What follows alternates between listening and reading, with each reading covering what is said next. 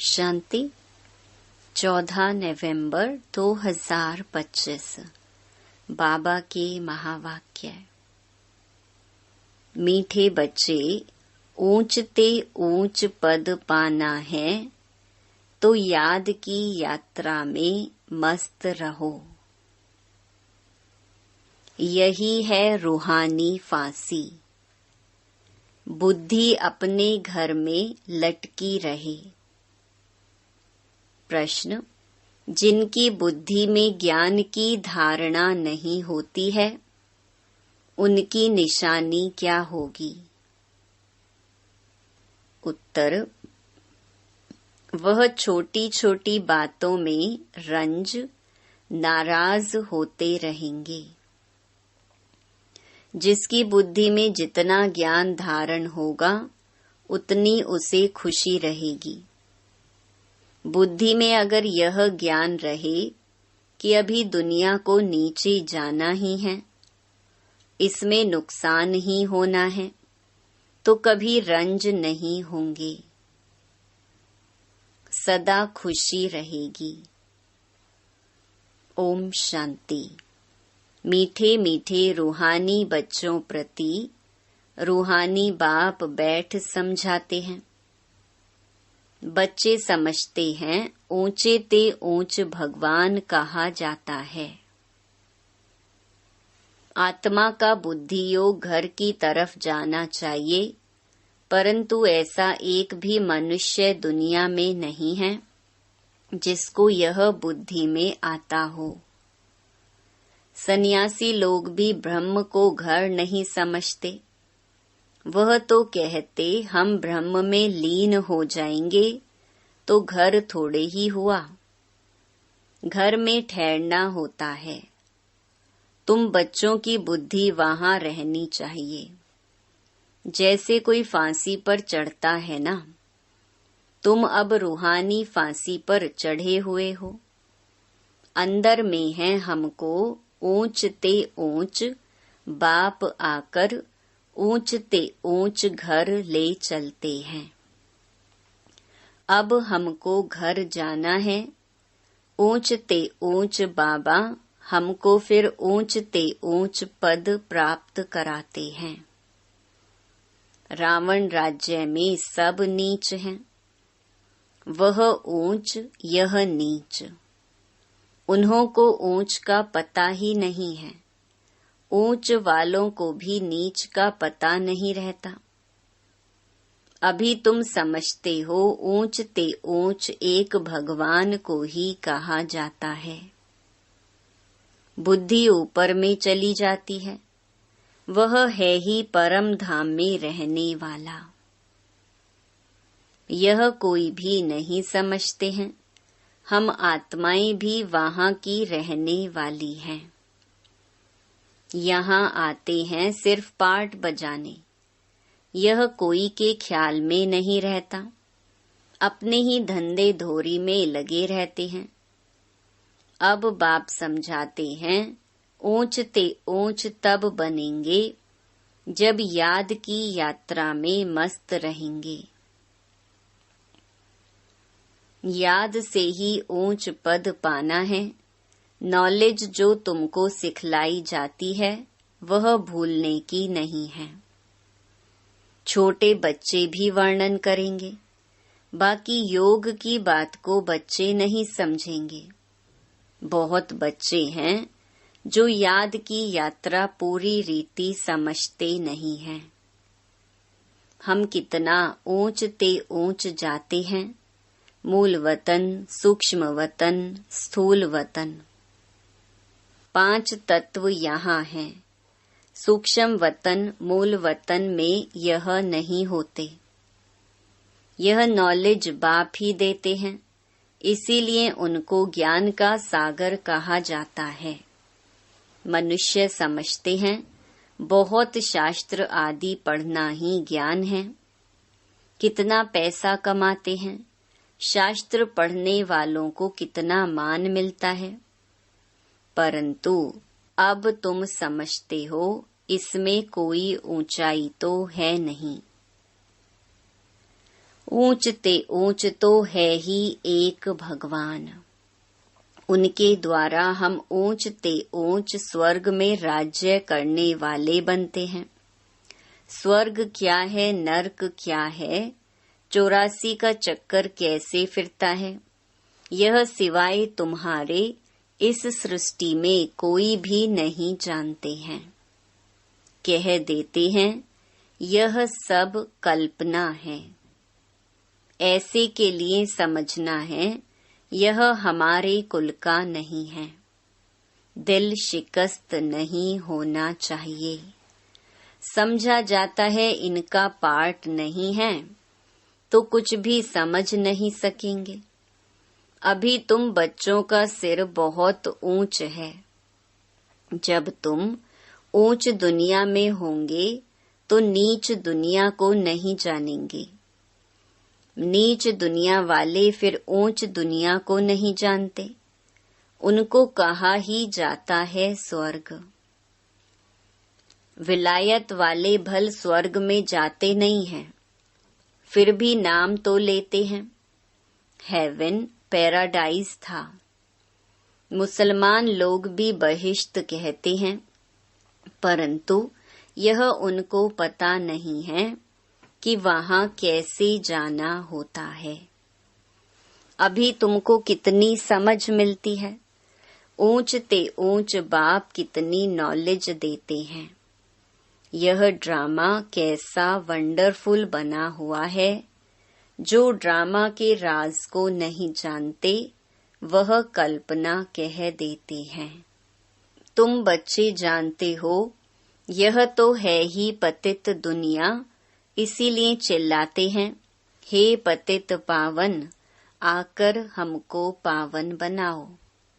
बाप कहते हैं हर 5000 वर्ष बाद हिस्ट्री रिपीट होती है। पुरानी दुनिया सो नई बनती है, इसीलिए मुझे आना पड़ता है। कल्प कल्प आकर तुम बच्चों को ऊंच ते ऊंच बनाता हूँ। पावन को ऊंच और पतित को नीच कहा जाता है। यही दुनिया नई पावन थी, अभी तो पतित है। यह बातें तुम्हारे में भी नंबरवार हैं जो समझते हैं। जिनकी बुद्धि में यह बातें रहती हैं वह सदा खुश रहते हैं। बुद्धि में नहीं है तो कोई ने कुछ कहा, कुछ नुकसान हुआ तो रंज हो जाते हैं। बाबा कहते हैं अब इस नीच दुनिया का अंत आना है। यह है पुरानी दुनिया। मनुष्य कितना नीच बन जाते हैं, परंतु यह कोई समझते थोड़े ही हैं कि हम नीच हैं। भक्त लोग हमेशा सिर झुकाते हैं। नीच के आगे सिर झुकाना थोड़े ही होता है। पवित्र के आगे सिर झुकाना होता है। सतयुग में कभी ऐसा नहीं होता। भक्त लोग ही ऐसा करते हैं। बाप तो ऐसा नहीं कहते सिर झुकाकर चलो। नहीं, यह तो पढ़ाई है। गॉड फादरली यूनिवर्सिटी में तुम पढ़ रहे हो तो कितना नशा रहना चाहिए। ऐसे नहीं सिर्फ यूनिवर्सिटी में नशा रहे, घर में उतर जाए। घर में नशा रहना चाहिए। यहाँ तो तुम बच्चे जानते हो शिव बाबा हमको पढ़ाते हैं।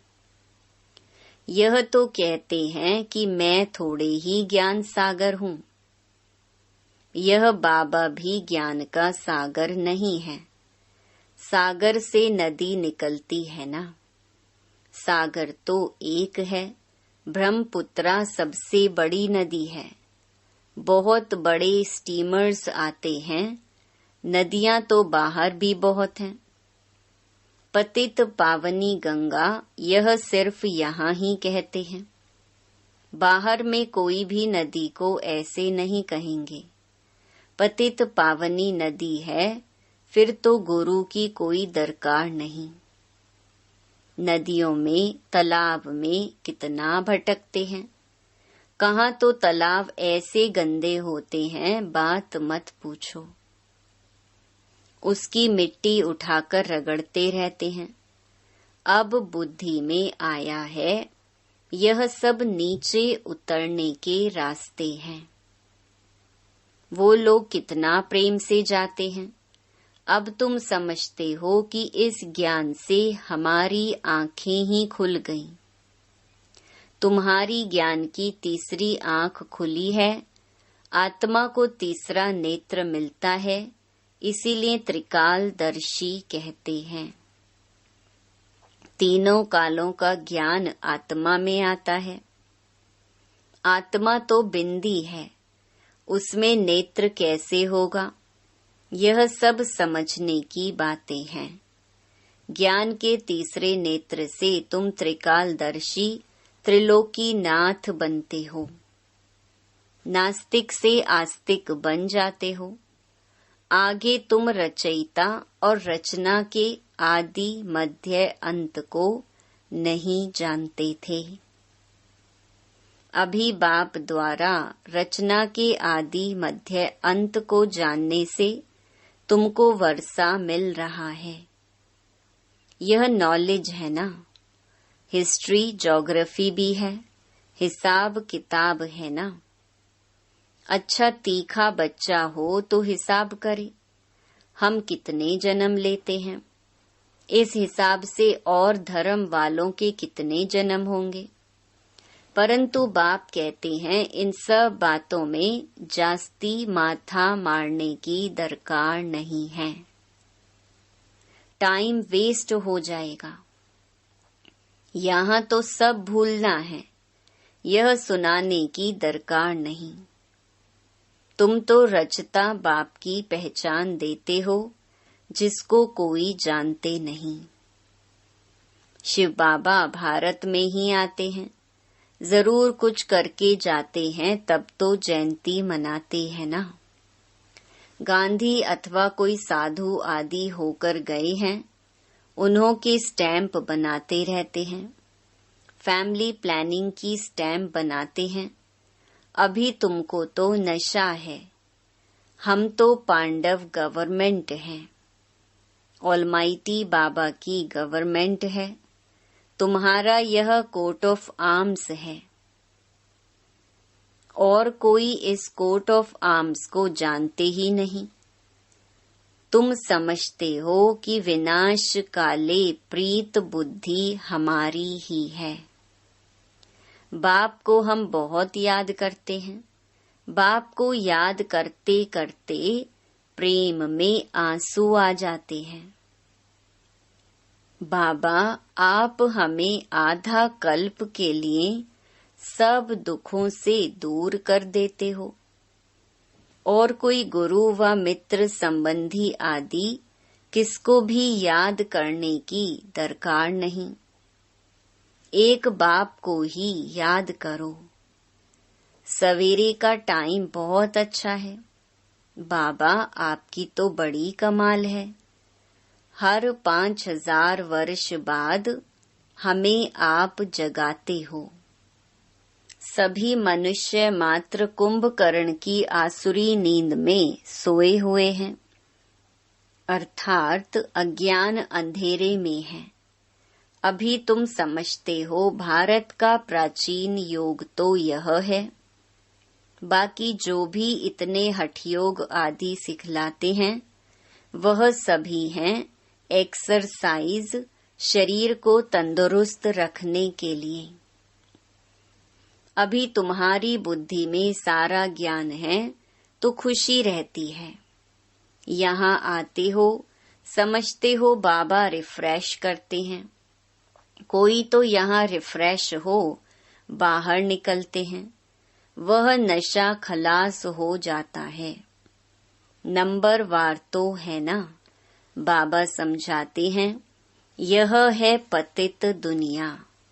बुलाते भी हैं, हे पतित पावन आओ, परंतु अपने को पतित समझते थोड़े ही हैं, इसीलिए पाप धोने जाते हैं।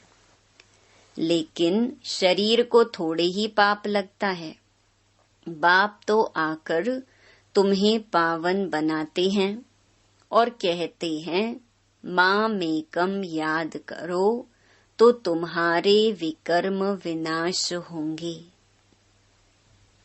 यह ज्ञान अभी तुमको मिला है। भारत स्वर्ग था, अभी नरक है। तुम बच्चे तो अभी संगम पर हो। कोई विकार में गिरते हैं तो फेल होते हैं, तो जैसे नरक में जाकर गिर पड़ते हैं। 5 मंजिल से गिर पड़ते हैं, फिर 100 गुना सजा खानी पड़ती है। तो बाप समझाते हैं कि भारत कितना ऊंच था, अब कितना नीच है। अब तुम कितना समझदार बनते हो। मनुष्य तो कितने बेसमझ हैं। बाबा तुमको यहाँ कितना नशा चढ़ाते हैं, फिर बाहर निकलने से नशा कम हो जाता है, खुशी उड़ जाती है। स्टूडेंट कोई बड़ा इम्तिहान पास करते हैं तो कभी नशा कम होता है क्या? पढ़कर पास होते हैं, फिर क्या क्या बन जाते हैं। अभी देखो दुनिया का क्या हाल है।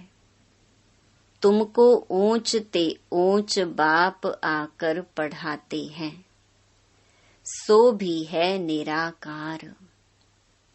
तुम आत्माएं भी निराकार हो, यहाँ पार्ट बजाने आई हो। यह ड्रामा का राज बाप ही आकर समझाते हैं। इस सृष्टि चक्र को ड्रामा भी कहा जाता है। उस नाटक में तो कोई बीमार पड़ते हैं तो निकल जाते हैं। यह है बेहद का नाटक। यथार्थ रीति तुम बच्चों की बुद्धि में है।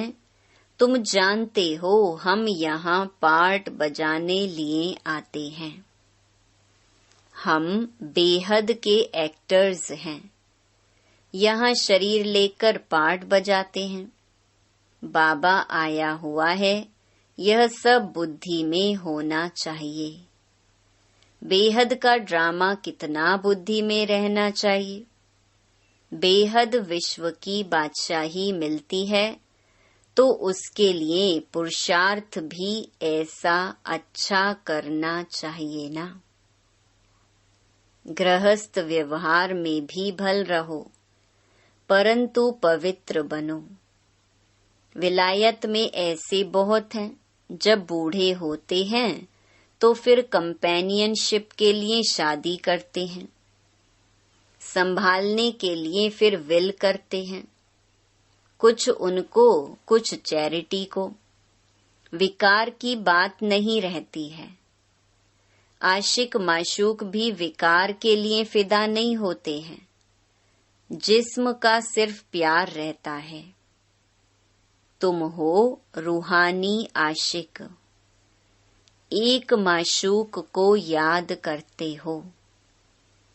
सब आशिकों का एक माशूक है, सभी एक को ही याद करते हैं।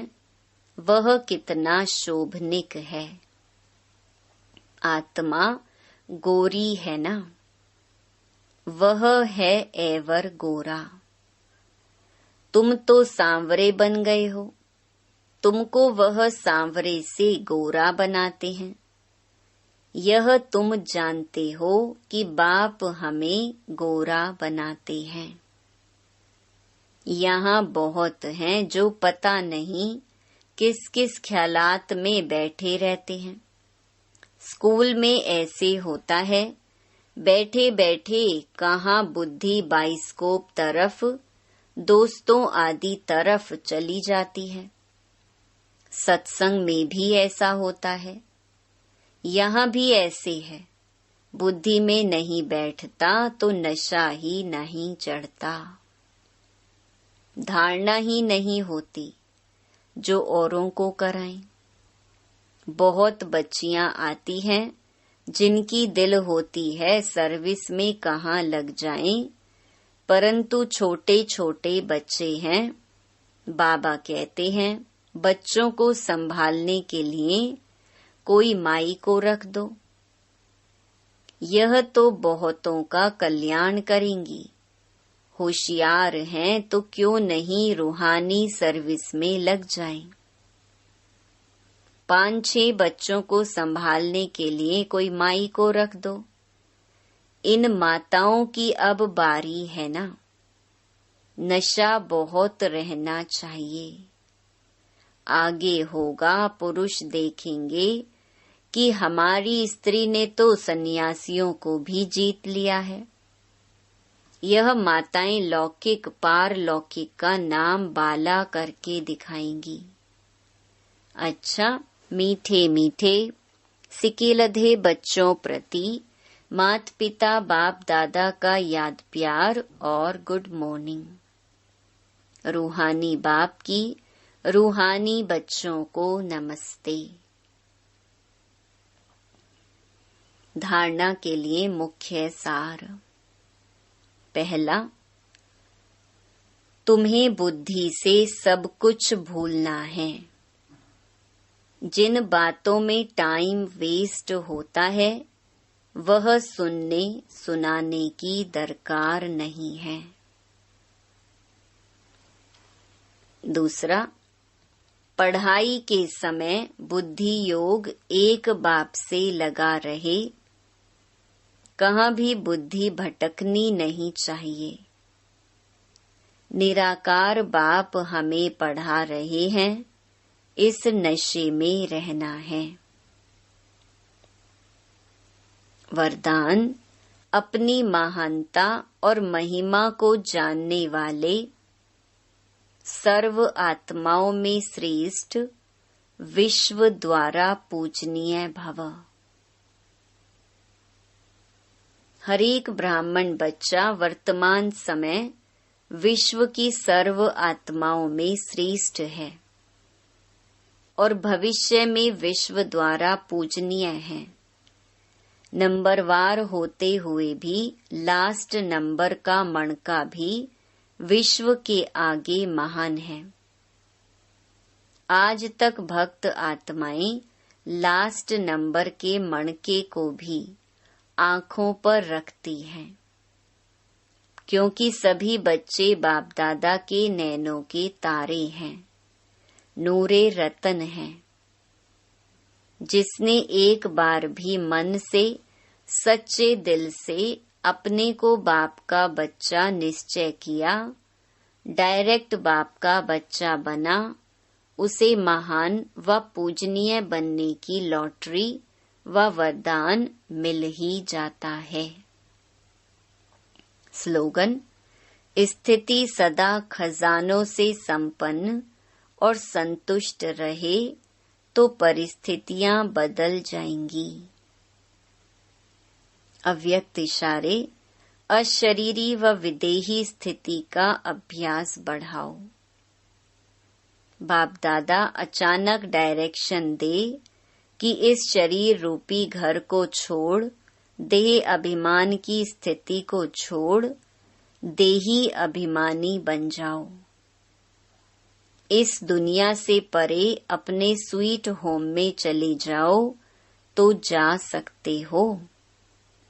युद्ध स्थल में युद्ध करते करते समय तो नहीं बिता देंगे। अशरीरी बनने में अगर युद्ध करने में ही समय लग गया तो अंतिम पेपर में मार्क्स व डिवीजन कौन सा आएगा। अच्छा, ओम शांति।